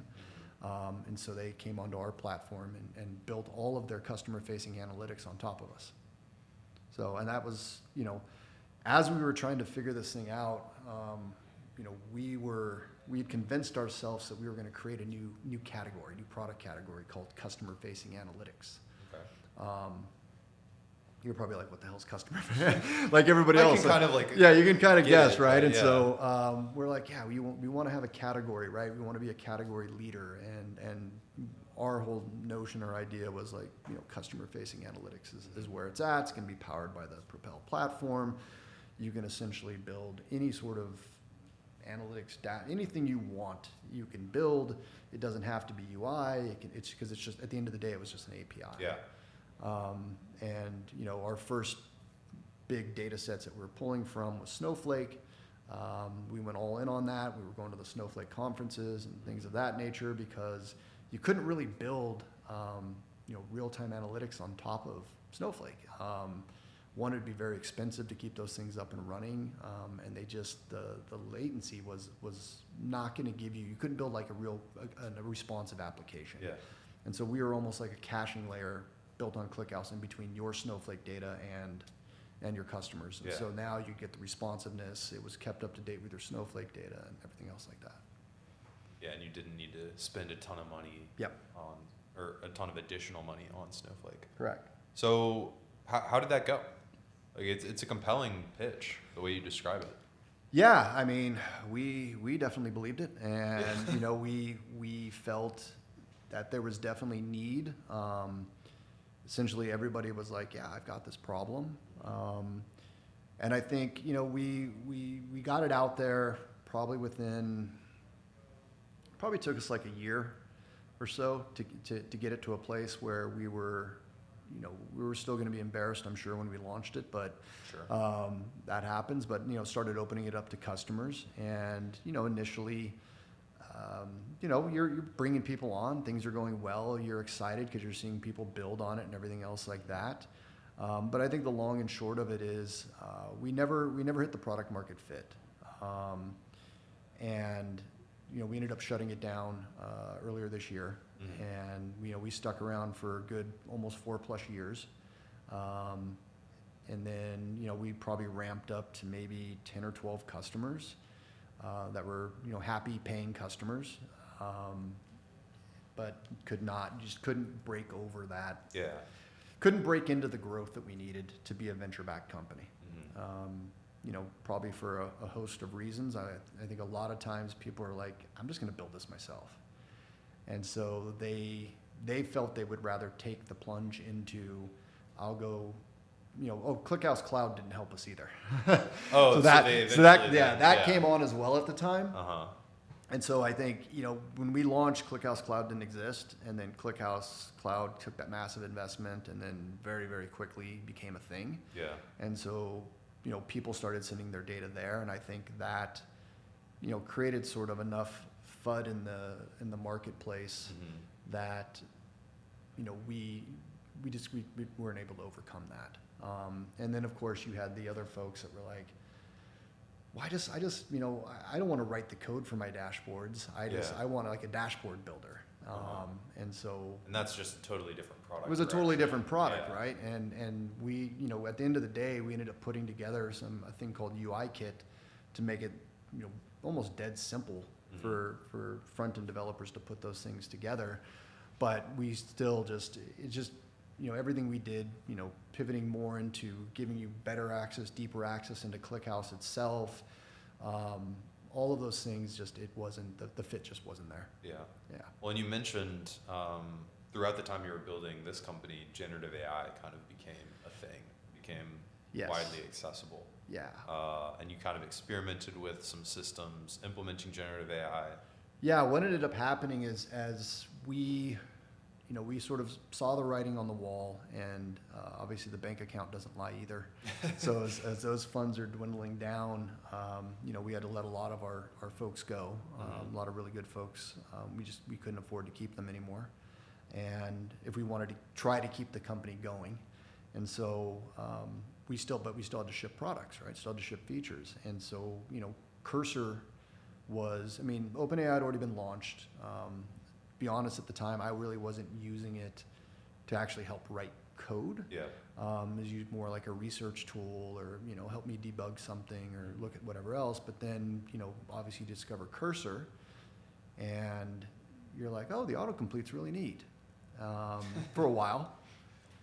And then you discover then the agent. Then they launched the agent. And you're like, autocomplete what?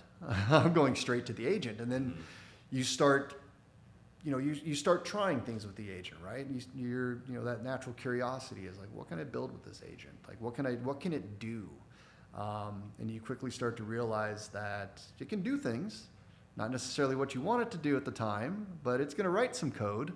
And you're like, but how can I get that back? And then you start reading the Reddit, and you start looking out on Twitter, and you're like, oh, if I spend a little more time up front on my prompt engineering, maybe I can coax this thing into doing a little bit more. There's this thing called a cursor rules file. Yeah. Then you learn about, oh, there's these cursor. Okay.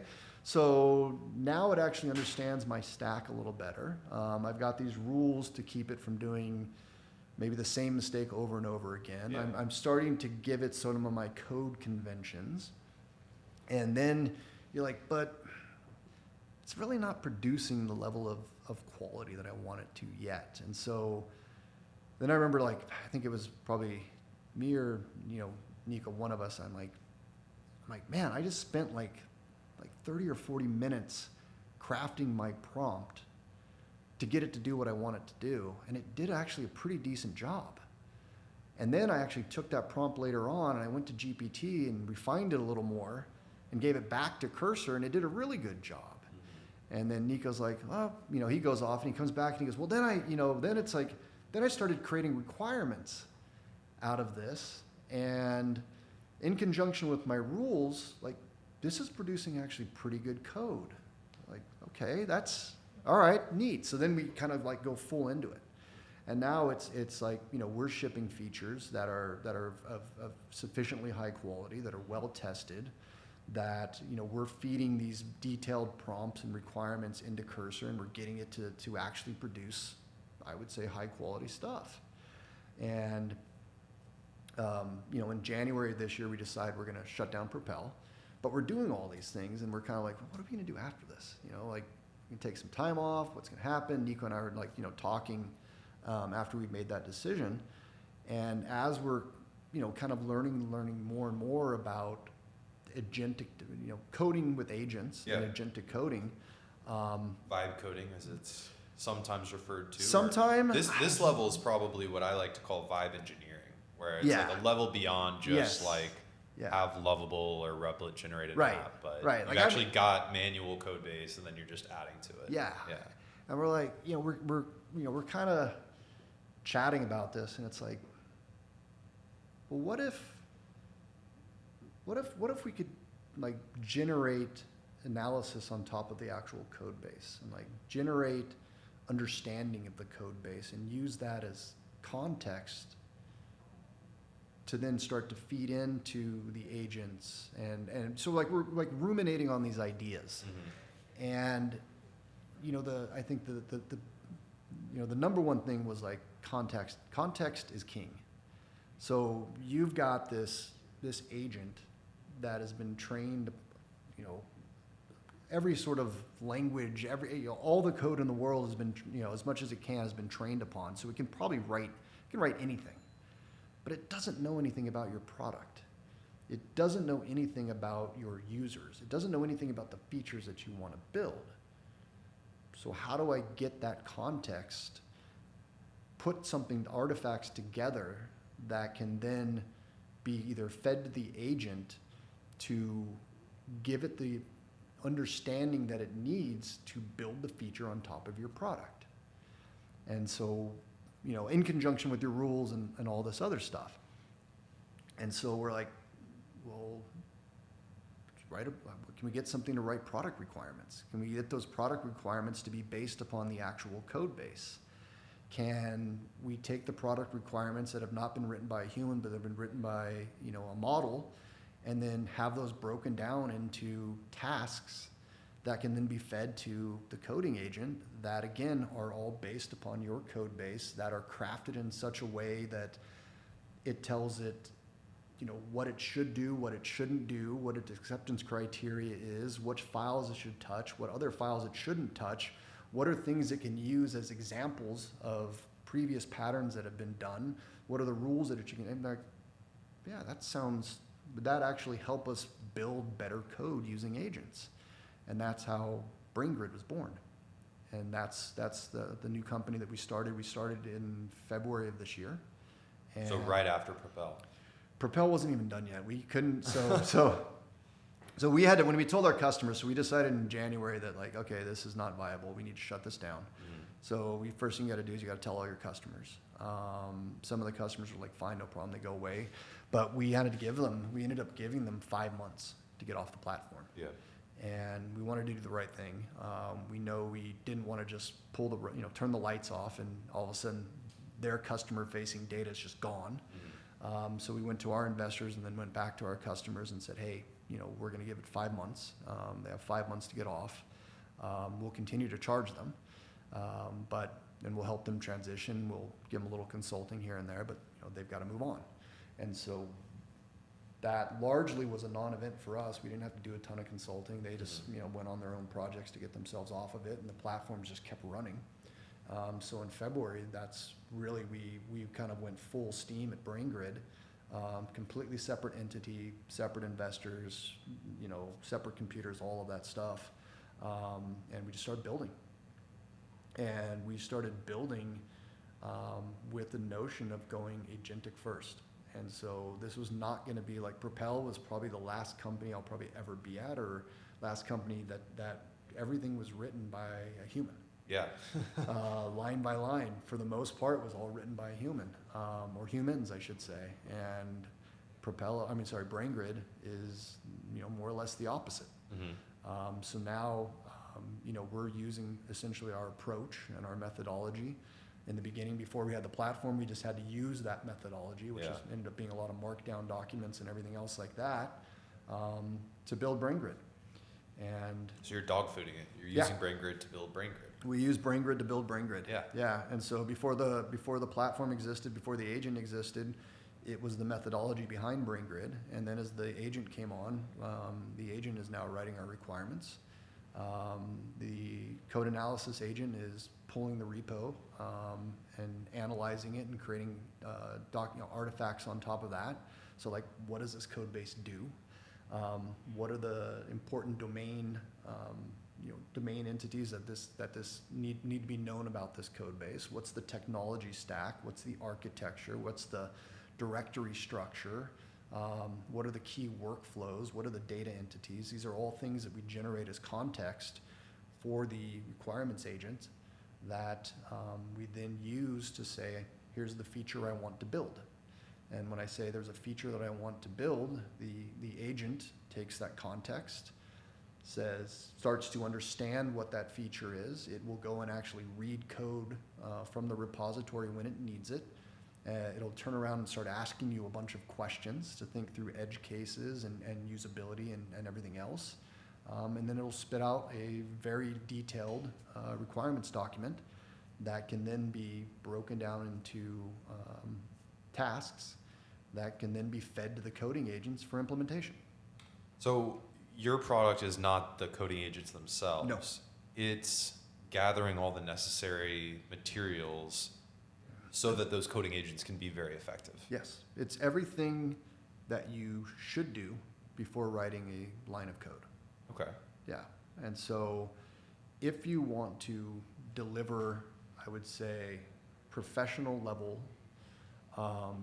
software, you would do this anyway. So, if you're going into, if pre-AI days, you're having sprint planning meetings, you're having product design meetings, your tech leads and engineers are breaking those product specifications down into tasks, they're putting that in their backlogs, and then you're going and coding. Those are, days, if not weeks of meetings to get all of those materials, those artifacts created, designed. Typically, the requirements documents are, more likely than not poorly specified or underspecified, the bane of every engineer's existence, right? It's like, go create a Slack integration. Well, what the hell does that mean? What do you mean? It's okay, great. Like that was the one line I got in linear, right? And, the old days, that was, you would have these meetings and you'd be breaking these things down, and the tech lead had to have that code base in their head to understand how to write the task in linear for the developer to take it and then go and implement it. Mm-hmm. The product manager typically didn't have any of the code in their head, but had to write the product specification based on discussions with customers, engineers, whoever, but had no grounding in the actual code itself. And now with BrainGrid and having the agents, we're like, look, context is king. The more context you get it, the better results you're going to get out of these agents.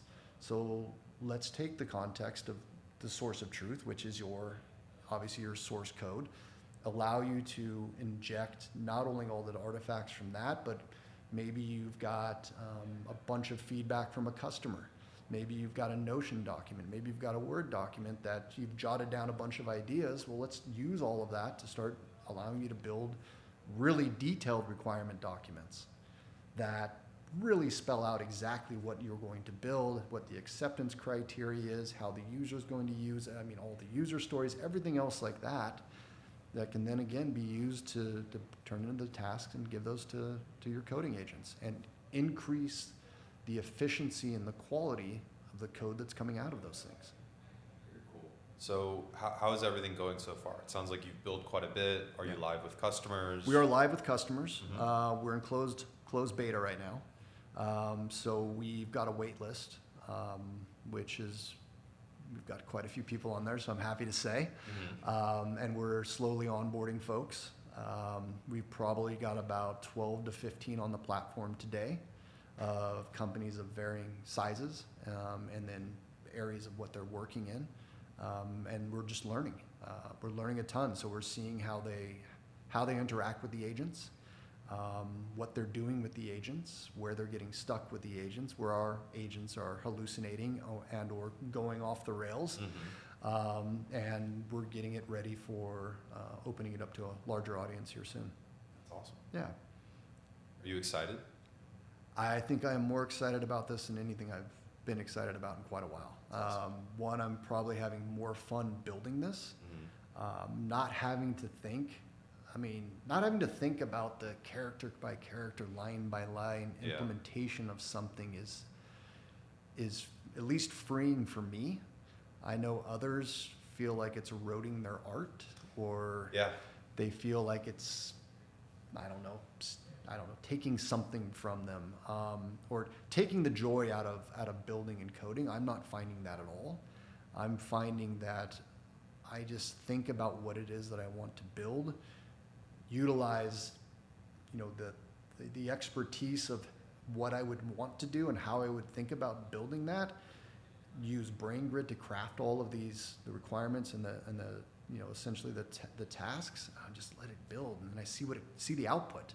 I want to see the output. Like, that's where it's exciting, right? Because at the end of the day, it's great to write really nice code. Like, that's fun. Yeah. But what's more exciting is to watch somebody take that really nice code, watch them take their idea, turn that into a requirement, turn that into a task, and watch them ship a whole ton of stuff they couldn't ship before. Exponentially faster. Yeah. And then they come back into that Slack channel you start with them, and they're like, holy shit, you wouldn't believe what I just did. They're like, this would have taken me so long to do otherwise. Now I'm turning around these features in days, in hours, what would have taken me weeks. They're like, we have just moved ourselves forward so much faster. That's really exciting. Yeah. So you're still based here in Austin? Still based here in Austin, happily. Is Nico here in Texas? No, Nico is in California. Okay. So he's in California. I'm here in Austin, and I've got another person that's in Colombia. Okay. Yeah. So kind of a remote first team. Very remote first. You touched a lot on kind of what initially attracted you to Texas. I obviously am a huge proponent of Texas. Yeah. Lived here my whole life. Been in Austin almost 10 years now. But I also don't want to pretend that everything is perfect here, especially for building startups, technology companies. I'm curious, from your experience here, both as like an engineering leader and then as a tech venture-backed startup founder, like, what do we need to improve on as an ecosystem to make this a better place for people to come and build companies? Yeah, it's a good question. And there's a part of me that's not great at some of the community stuff. I don't know. I typically have shied away from a lot of it. It's not that I'm introverted. It's just I was always found I didn't get a whole lot of attending these things because I'm like, I want to go to like an event or go to a community event. Like, I want to learn something. And a lot of the ones I would go to, I was like, just kind of left. Like, why did I go to this? It's just a bunch of people having free beers and bad food, right? Yeah. And not necessarily getting what I want. And I mean, if I think about, what it was like in the Bay Area, like in San Francisco during heyday or whatever you want to call it. I mean, I don't know if it was necessarily, at least for me, the type of events or the things that took place that got me excited about stuff or felt like that community. I know from the aspect of like DevRel and all of that stuff. Yeah. From the company standpoint, it was the events that we put on where like people came to those events to code and build. And I think that resonated, across everywhere that those guys would go, especially at the Twilio DevRels. They would put on these incredible events because the engineers, when they showed up they knew they were going to walk away with something. Yeah. They were going to learn something. They were going to build something. They were going to have something that they could put into their, their toolbox now of whatever it was that they didn't have before. And they got surrounded by a bunch of other builders. Like the event that you guys hosted last night, I was like, oh man, there's a lot of builders here. This is great. And, interacting with the builders again, where you're not like, you're talking about at a technical level, the types of problems you're solving. There was one of the founders I was talking to yesterday, we were talking about how bad the models are at creating mermaid diagrams, how they continuously screw up the syntax, no matter what you do. And, I was like probably getting overly animated about like, I've written this huge prompt and I've given it all the good syntax, the bad syntax, and it still screws it up. I'm like, now I have to write, validation terms for this stupid thing. Like those are the types of interactions I feel like to build a great, developer community and founder community is those are the things that I want to personally be able to have. And maybe I'm being selfish. I don't always want to go to events and have to talk to customers over and over again and pitch why my X is better than Y and all that other stuff. Like sometimes you just want to get down to the roots, and that's building. Yeah. Because I think for the vast majority of us, that's what we love to do. Is we love to build. We love to be in front of the machine, creating and building, and then we want to talk to other builders about that. Yeah. And then in the other events that can manifest itself in the sales and everything else like that. As far as is the Valley better? Is Texas better? I don't know. The quality of engineers, it can be anywhere in the world. Yeah. So it doesn't really matter. As you know better than most people, like time in Estonia, working with Ukrainian teams, Eastern European devs are incredibly talented. Rock stars. Yeah, rock stars. They're great. So for me, it's where do I want to be with my family? What sort of lifestyle do I want to have if I'm not working? Do I want to be outdoors? Do I want to be spending my time stuck in traffic? Do I want to live in a big city? Do I want to be near a big city? Do I want to live by a place that's got, great community, that's, a ton of great people? I want to be in Texas. And that's why we're here. But, how do you attract that talent and keep them here? That's, it's gotta have, I think the strong founding base. It's gotta have companies that are trying to solve interesting problems, that engineers want to work on hard problems, and they want to be surrounded by other builders, and they want to have access to, we've got obviously the lakes, we've got rivers, we've got plenty of. It's not like there's a lack of things to do here. Yeah. So now it's just continuing to, I think, raise that awareness. But the other thing is, it's always like, are you competing with San Francisco, or you just want to stand on your own? Yeah, I kind of tend to think about it as a very positive sum game, right? Like Texas's growth doesn't need to come at the expense of the Bay Area or of New York, right? I like to think about it as, I previously worked in San Francisco, spent a bunch of time there, and kind of had this decision of, do I want to move and live there? Do I want to kind of stick here and build more roots here in Austin? And the way I thought about the problem was, or the decision was, San Francisco is a great place, and it's going to continue growing and continue being an incredible place. But it might double in terms of like size and growth and things like that. And double of a big number is a huge number, and that's very exciting and positive. But I think Texas has the opportunity to really 10x. Yeah. And I would like to, one, experience that, but two, ideally be able to play a part in that in a way that I feel like would be much harder to do in San Francisco. So I think one thing that they've done really well is with their events and their community and the engagement of the tech community, it's all very well, curated isn't the right way to describe it. It is curated in many ways. It's kind of, one thing I love about Texas is how easy it is to access different communities and circles. It's very open and accepting and very much like, oh, let me introduce you to these people and kind of help get you plugged in, which I didn't feel as much in San Francisco. It was much more you had to break into these groups. But the intentionality with a lot of their groups and meetups, like you talked about Twilio developer meetups, everyone there was building with Twilio Yeah. and wanted to talk about building with Twilio. Yeah. And I think sometimes with like events and organizations and stuff that happens in Austin, there's not enough intentionality of like, why are people coming together? The reason people are coming together is not for free beer and pizza, or it shouldn't be. And sometimes it is. And that, I think, kind of takes away from actually getting real builders together to collaborate and work together. So 100%. I mean, the free beer and pizza is great, but if I'm gonna take an evening, you know, I probably want to gain something out of it. I want to be going to something that I'm gonna walk away with, like, yeah, I got the free beer and whatever, but I learned something. Like, you know, maybe there's a problem I'm working on that, you know, I could just have a casual conversation with somebody and they're like, oh yeah, I've solved that. Or maybe I haven't. Or like, did you think about this? Like, you know, I get an idea and basically know that you're, you know, there's a community of folks out there that are tackling these types of things. And there's a bunch of like-minded builders. Yeah. Because there's tons of them. They're everywhere. There was a whole room of them yesterday for the most part. So, and it was a lot of fun. Yeah, and I do think we're getting better at it, right? A lot of the developer meetups in town, very focused, well-intentioned, et cetera.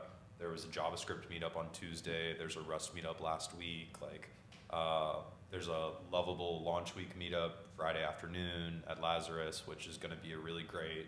Is that people building on Supabase? You know? Yeah, the Supabase one. Yeah. Oh, sorry. Did I say Lovable? Yeah, Supabase. Yeah. Very obviously close relationship there. Yes, very. But, yeah. So I guess pivoting to kind of closing, I want to move into some rapid fire questions. Okay. So I'll give you a quick question. Give me a quick answer. First question would be, I have my Jake from State Farm mug. It's a prized possession of mine. If you had a mug, a Tyler mug, what would be kind of like words or a phrase or just something that you kind of feel like resonates with you or your life or your mission? One that I like is the only easy day was yesterday. Okay. Yeah. That's a good one. Yeah, the only easy day was yesterday. And that's obviously not original. It's there's a whole ethos of where that comes from, but it's just a mindset, right? Like it's growth and doing hard things and being comfortable with doing hard things. So, you know, the only easy day was yesterday. Nice. That's a really good one. Yeah. What's a book, podcast, piece of content that has influenced your personal frameworks for how you live, personal life, professional, et cetera? Just like something that stuck with you. Yeah, so there was a podcast when I would say, like, really delving into a lot of the leadership, and this was probably during my time at Twilio, wanting to focus on being a better leader and you know, also being forced to needing to be a better leader because my teams and organizations were growing. There's a guy by the name of probably heard of him, Jocko Willink. Yeah, absolutely. He's got a great podcast. I started listening to that very early on when he'd first started it, and then I read his book. And I think it's the leadership principles, if I'm saying that right. And that book really delves into, you know, the lessons and the strategies for leading people, and how leaders need to act and how leaders need to behave to be successful. And it's obviously all battle tested under the most strenuous and stressful types of environments. And I think if you can sit down and read that book and extract yourself out of, like, yes, it's talking about war and everything else like that and how they led during those times over in Iraq, but the principles apply to anything and everything that you're doing as a leader, whether it's, you know, in a technology company, you know, being a leader is being a leader. And I feel like that book was very influential on me in terms of how I carried myself, the level of ownership that I wanted to convey when things went good or bad, especially bad, and then, you know, how I would set up sort of my expectations of, you know, the folks who reported into me and everything else like that. So Principles of Leadership, Jocko Willink. Yeah. Very good. What's your favorite language model? Favorite language model? Oh, gosh, let's see. I'm going to say Gemini right now. Okay. Yeah, I like that context window. Yeah. There is just so much you can shove in there. And I mean, Claude holds a very, very close second. I feel like it is getting better and better. But I don't know. I think if you look at the corpus of data in which Google can train its models on, Pretty incredible. yeah, I don't see how, and the talent that they have access to and everything else like that, I don't see how the Gemini, and they got the biggest context window right now. It's like, I'm a fan of the Gemini. They just brought the CEO of Windsurf on board, right, to help build their coding agents. So like, I think Gemini right now for me is my top model. Good pick. Yeah. Last, what's your favorite nice restaurant in Austin? I feel like everyone asks about like breakfast tacos or barbecue, whatever. Like, what's a nice sit down? Like, you want to take your wife out for a nice meal. I'm curious if you have any recommendations. Let's see. So if it's taking the wife out, I like Tilly's in Dripping Springs. Tilly's? Tilly's. Okay. In Dripping Springs. Yeah, I know it's not Austin proper, but it's close enough. It's on a beautiful property. I really like the food there, the atmosphere. It's nice to get out of the city. Like, I mean, you're driving through country, you're driving over some rivers. To contextualize that too, it's probably the same amount of time to get there as to get from Mountain View up to downtown San Francisco. Correct. Like, just because of how central and easy it is to access everything. Yeah. I mean, and also you're bogged down in Mountain View going to SF because you're sitting in traffic. Yeah, exactly. Yeah. The other one I was going to say was is it Dean's Italian Steakhouse? Oh, I haven't been there, but I have heard that recommendation before. That is a good steak. Nice. I mean, it is like the high quality service that you would expect with the phenomenal steaks and killer wine list. That's awesome. Yeah. I feel like Austin's food scene is underrated. We've got some killer restaurants They're out here. 100%.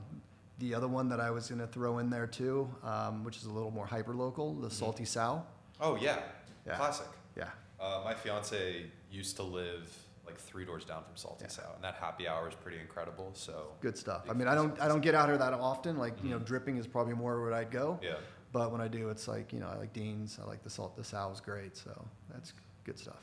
Well, Tyler, thank you so much for coming on today. For anyone that wants to keep up with you, BrainGrid, et cetera, like, what's the best way to stay in touch or reach out? Yeah. So obviously BrainGrid is braingrid.ai. I'm on LinkedIn, Tyler Wells on LinkedIn. I'm on X, Tyler Wells again. Not posting a whole ton right now, but probably come soon. But it's probably the best way to find me. Awesome. And then what are you really excited about over the next 6 months with BrainGrid, personal life? Like, what's kind of... I mean, for me, it's all in on BrainGrid. Yeah. I want to expand from our current set of users. I want to open it up to the broader set of developers, and obviously the broader set of developers in the world, because at the end of the day, we want to help developers build anything that they want. We want them to help them build the feature, the product, the bug fix that's of high quality, that they can just go through BrainGrid, give that to the agents, and let the agents go.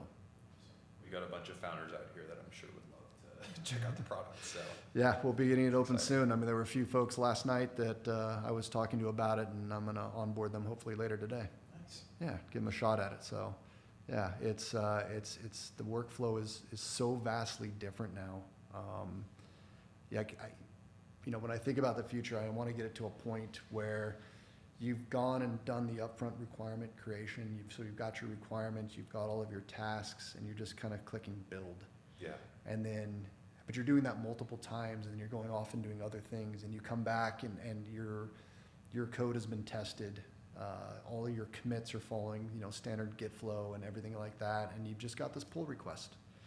And so all of that work you did up front to set the requirements and spend the time up front to think through it and what it is you want is now sitting there in a nice pull request that's all been tested, code reviewed, and is ready to go to either your staging or your development, whatever your flow is, and that's it. It's an exciting, compelling future. Yeah, I think that day's day is going to be here soon. And it just, it democratizes the access to people building code, and it's going to get more people building. Yeah. And I think that you come up with an idea, you should be able to build it. So. Tyler, thank you so much. Thank This you. was awesome. This has been a lot of fun. Really appreciate likewise. it. Yeah, it's been a lot of fun. So thank you.